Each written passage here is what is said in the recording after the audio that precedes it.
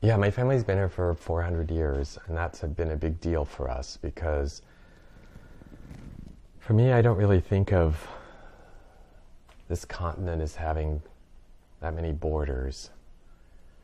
Um, we were here before this became the United States, and to me, one of the things that I look at from a history standpoint is the blending of history on this part of the hemisphere.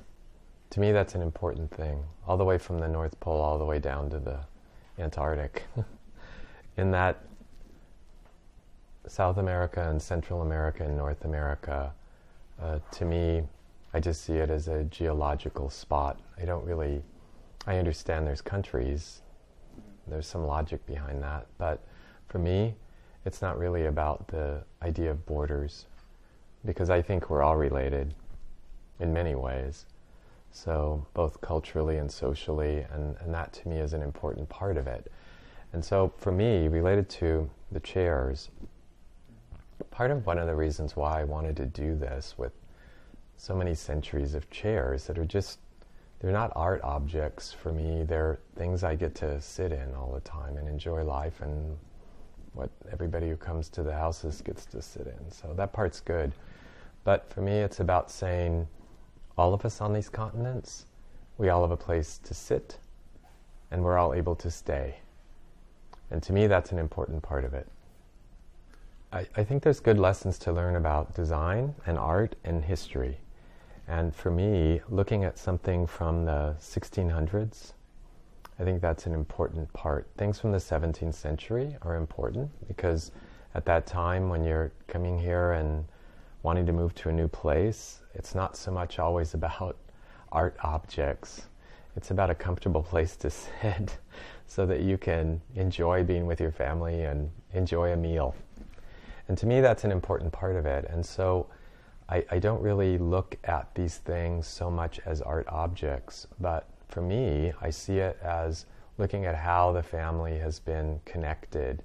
And so I'm not just English, I'm also Swedish. And so that aspect of design in Scandinavia is an important part of the blend of how that affects a lot of things related to design and art. So to me, that's what makes all of this enjoyable. So I don't really look at it as just come and look at a chair.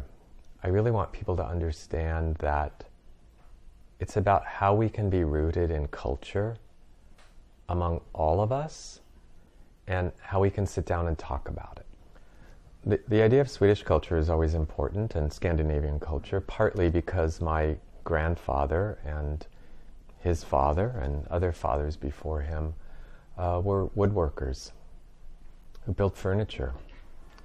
And that aspect of how to make things, what might appear to be simplistic, but in many ways are a little bit more complicated in how they have to be assembled.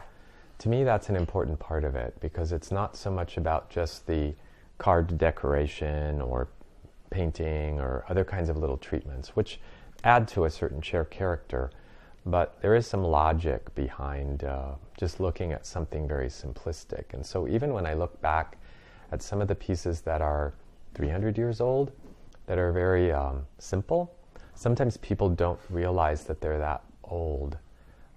They think they might be from the 20th century or from the late 19th century, when it's actually a 300 or 400-year-old object that is about sitting in and being comfortable and being durable.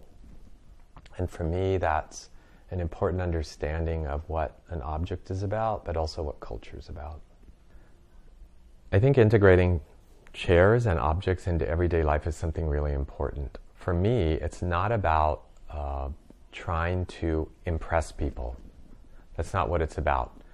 I really want people to enjoy the objects in a way that they might never be able to do that when they're sitting at home, but to appreciate something that maybe they've only seen in books or in museums or in catalogs or whatever it might be, for them to be able to enjoy that object and learn what it's about, be amazed by how it was constructed, whether it was constructed this century or many centuries before, and how comfortable it can be to sit in. And that to me makes a big difference. And so I always like it when guests come and they get to pick where they want to sit. And then they're surprised about it because they never thought that that chair was going to be that comfortable, even though it might be something they've heard of or seen pictures of. But to actually be able to sit in it and enjoy it is what's a little bit of a surprise for people. Because sometimes they'll walk in and they'll see something and, oh, that chair's smaller than I thought it was, or maybe larger than I thought it was. It doesn't look as comfortable in person as I thought it was going to be until they sit in it. And then suddenly it's a completely different experience for them. For me, what's important about this exhibition is it's not just a display of chairs. This is really about taking the time to look how we as cultures throughout the world, can get together, sit down, relax, and talk, and learn more about each other in ways that doesn't really happen in so many other forms of media. And so be able to do this physically, to me, is a very important thing. And so it's a component of what was so important about this exhibition for me.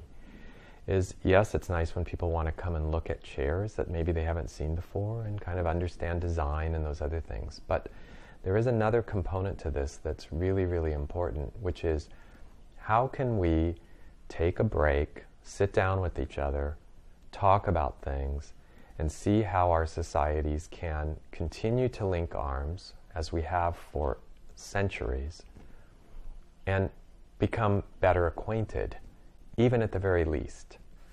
Beyond that, there's a lot more that we can do once we link with each other. But being able to sit down in comfortable chairs and enjoy that, to me, that's a really, really good first step in this. So for me, that's an important part of this installation, and I don't really treat this as an art collection as much. I treat it as objects that are usable, that we can contextualize in a way that then creates a message. And that to me is very, very important, especially now.